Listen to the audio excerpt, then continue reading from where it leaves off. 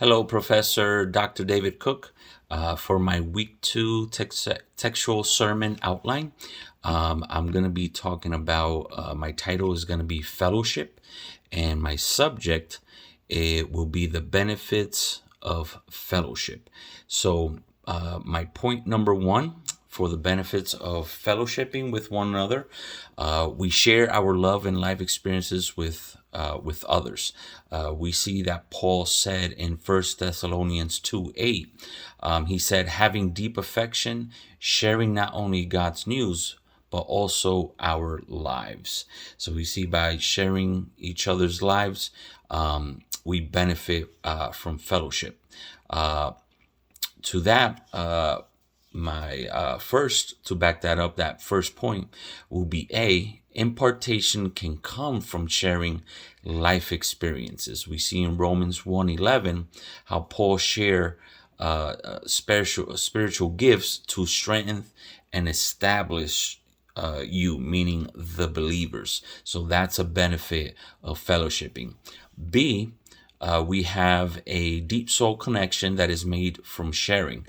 Paul said in 2 Corinthians 12:15, he will gladly spend his resources and utterly be spent for your souls. So we see how there's a deep connection when we fellowship with one another.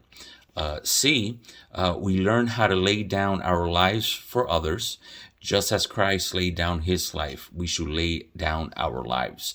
So 1 John 3:16, that's what it says. So we get to learn how we're able to grow such love for one another that we're able to get to that point that we're able to lay down each other's lives for one another.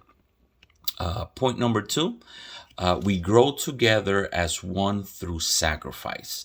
We see that in John 10:11. So through sacrifice, we're able to grow together in this walk with Christ.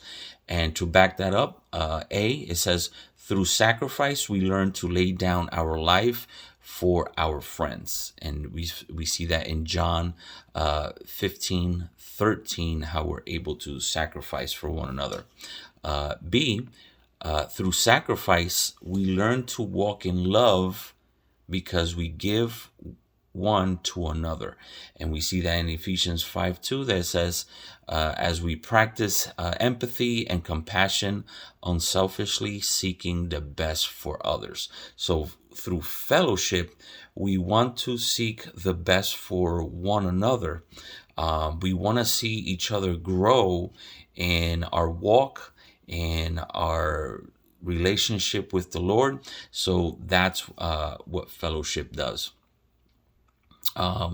And then we see in C, it says sacrifice creates brotherly love. And we see that in 1 Thessalonians 4:9, that through sacrifice, just like how the Lord laid down his life, we lay down our lives for one another.